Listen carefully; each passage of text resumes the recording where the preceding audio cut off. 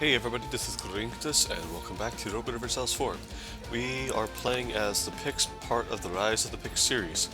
So, this is the Century Update. We are in the year 200. I paused the video at July 28th, 200 AD.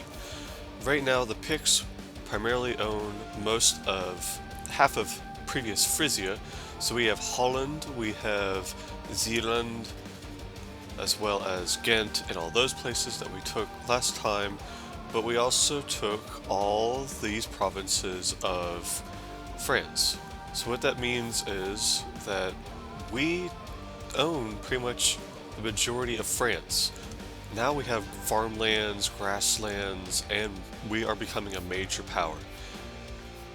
So what I first did was that with me having these Picardy all the way to Ghent, I then rose up and went into Holland, fighting off Friesland with their smaller army. They actually had a smaller army even though it was quite close to mine, but what I did was that I knocked them right out of Holland and Friesland, took the war goal, knocked them out of here, and they couldn't really go anywhere.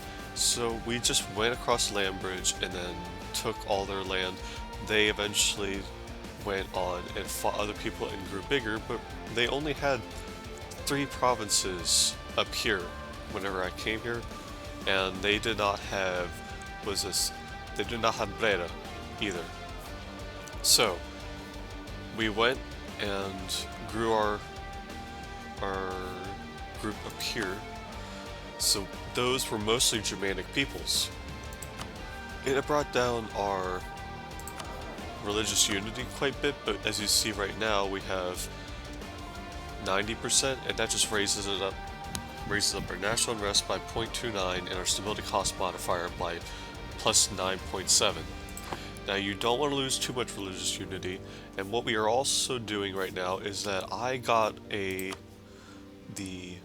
we go over here to policies, I went and picked the religious policy, which gives us a missionary and +1 missionary strength. So whatever missionary strength we might have had on baseline, it added 1 more. So with that, we have been going and converting some places. So right now, we are converting Caelus over to Druidic and raising up our religious unity. But each province that this does, because these guys are Germanic, it gives us heathen, but I don't remember what the provincial thing it does. Local missionary strength +20, +2%, tolerance of true faith +1, and a national unrest -1. But that's local missionary strength. So does that give our missionary strength? Let's see. Base value +2, religious policy +1, positive stability. So we have 6 ability to do that.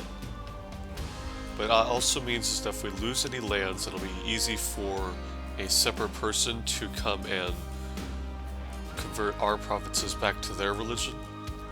But right now we have 54 out of 57 manpower. We also seem to be getting quite a lot of navy and manpower because of this. I had to split up my groups into 4 different armies because of how large our armies are, because we do have that 54. And that pretty much means that if we go over to the military tab, look at the armies, if we go by infantry itself, or rather our total, well, let's see, infantry.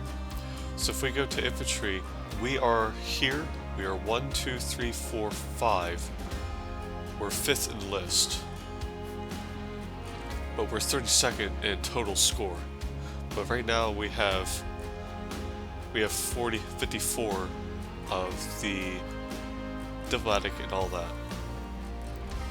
But we do have quite, if we go over here, we're still 5th. So if we go infantry, we are the 6th, and if we go to total, we are the 5th strongest person in the world as far as military goes. If we go to here, as far as navies, we don't have the strongest navy, but we are on the top 10, second to Western Strapas, Saltrops. I can't quite. Kola, Gera, Angles, Sweden, and Byzantium. So Sweden and Angles are kind of rivaling us in the Department of the Navy, so we do not want to war with them, and that's why I've been trying to improve relations with them. They are Catholics, so it does give us a disadvantage. Now, what are their relations? So what we could do is that we could side with Sweden, take over Norway, and if you guys see, most of their stuff is in the North Sea, and that would strengthen our North Sea trade node relations. They have Norwegian pretender rebels. That's fine. That won't affect us that much. It'll just weaken them a little bit. But we do have to worry about Alemanni because they do have a hostile attitude towards us, and they are taking over Gallia whenever I stop playing.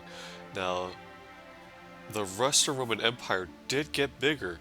They had some revolts, and they actually wanted to get bigger again. The people that were in different countries, so it's kind of interesting how that happened. In the last century, the Western Roman Empire got quite a bit of provinces lost to Suebi, Marcomanni, Alemanni, and also during that time I released Vasconia.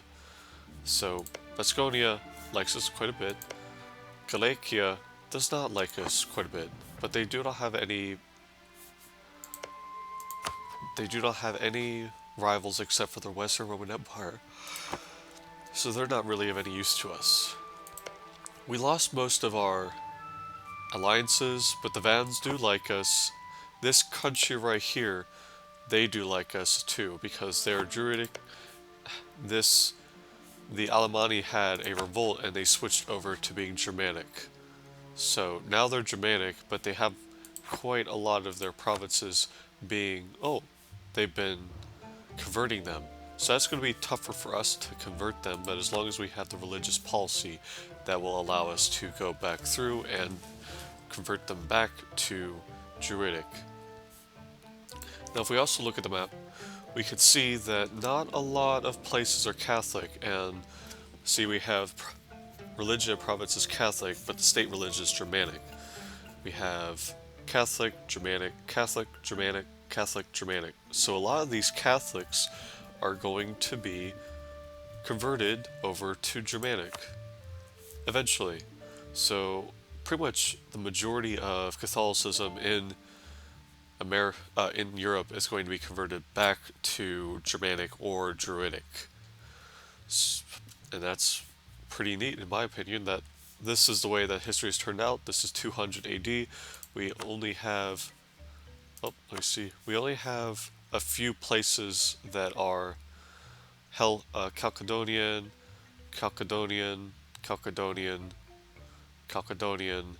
and one state has Catholic as a state religion. Parthia has gotten quite bigger. We were expecting them to get smaller, but instead they had gotten quite bigger. And with that, they are actually home of Assyrianism, but their state religion is Zoroastrianism. There's some Sunni already coming up. It seems like the Sunni tick had triggered, and now we see the rise of Sunni and everything. Byzantium owns quite some provinces right now. The Mamluks are kicking them out of Africa, so they're actually getting weaker.